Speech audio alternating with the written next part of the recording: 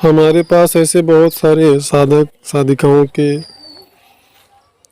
बहुत बहुत ऐसे लोगों की कॉल्स आते हैं जिनका ये कहना होता है कि गुरुजी कोई ऐसी साधना बताएं जो कि जल्दी से जल्दी सिद्ध हो जाए, जो कुछ दिन में ही जिसकी सिद्धि प्राप्त हो जाए। यहाँ तक कि लोग कहते हैं कोई पिशाचनी या कोई चांडाल साधना या भूत, कोई प्रेत, कोई जिन्न साधना का करने की ख्वाहिश रखता है, इच्छा रखता है। और कई कॉल से तो ऐसे भी आते हैं लोगों के जिनका कहना होता है कि गुरुजी ट्रांसफ़र में क्या पिशाच, चुड़ैल इत्यादि की जो सिद्धियां हैं उनको जो है ट्रांसफ़र में नहीं दिया जा सकता है। अगर ऐसा हो सके तो आप हमें कोई छोटी मोटी शक्ति ट्रांसफ़र में दे दें।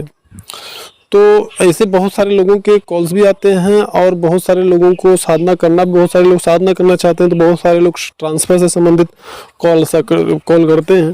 तो सबसे पहले तो ये समझ लें कि यह साधनाएं हम क्यों नहीं करवाते, क्योंकि हमारे चैनल पे आप ये कहीं नहीं देख सकते हैं कि मैंने कहीं पर भी जिन साधना, भूत साधना, प्रेत साधना, चुड़ैल साधना, चांडाल साधना या डाकनी शाकनी इस प्रकार का कोई साधना हमने नहीं दिया है, या इस प्रकार की कोई साधना मैं किसी को करने के लिए नहीं कहता। मैं यहाँ तक कि मैं तो यक्षिणी साधना भी मैं किसी को करवाने के लिए नहीं कहता हूँ।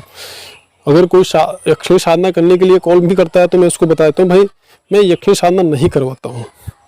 हाँ, आप करना चाहते हैं तो आप करें, उसके लिए मैं मना नहीं, क्योंकि भाई आपका विचार है, सभी अपने स्वतंत्र विचार से ज़िंदगी जी सकते हैं, सभी अपने विचार से अपने जीवन में कुछ भी कर सकते हैं, उसके लिए मैं मना नहीं कर सकता। लेकिन अगर आप हमसे अनुमति चाहते हैं तो मैं ये सारी साधनाओं को करने की अनुमति नहीं देता हूँ, क्योंकि इन सभी साधनाओं को करने से हमारा पतन निश्चित होता है, हमारा सर्वनाश निश्चित होता है।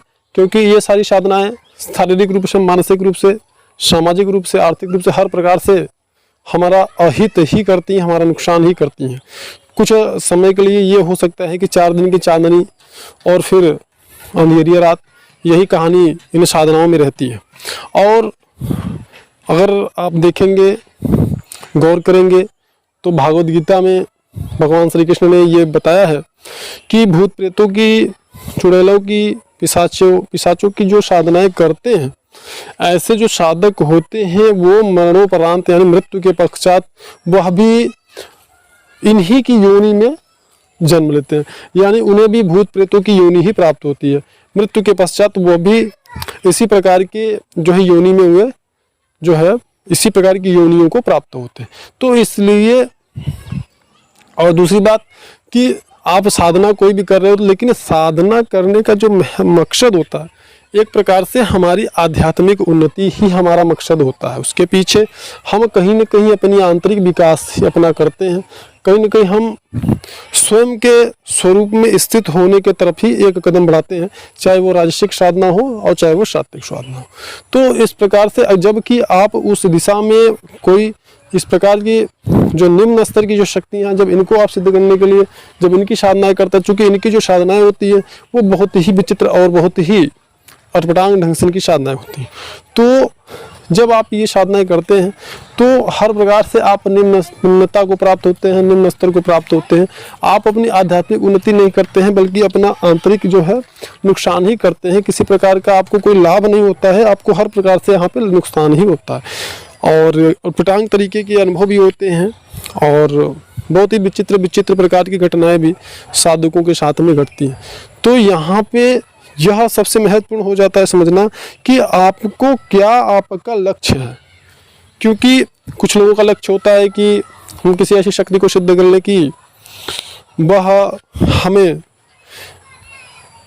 आर्थिक सहायता पहुंचा सके, आर्थिक लाभ पहुंचा सके और हम एक व्यापार जैसा कुछ करके लोगों से धन प्राप्त कर सके, उनकी मदद कर सके।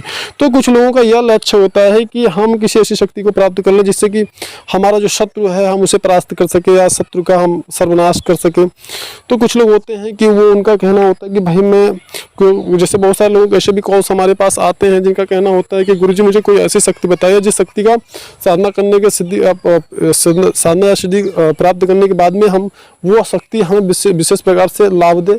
हम अगर यहाँ तक कि ये पूछे कि शेयर मार्केट की स्थिति या लॉटरी सट्टे में जो भी सहयोग हम चाहे उससे उस प्रकार का सहयोग हम प्राप्त कर सकें, तो इस प्रकार की भी लोगों की मंशा होती है।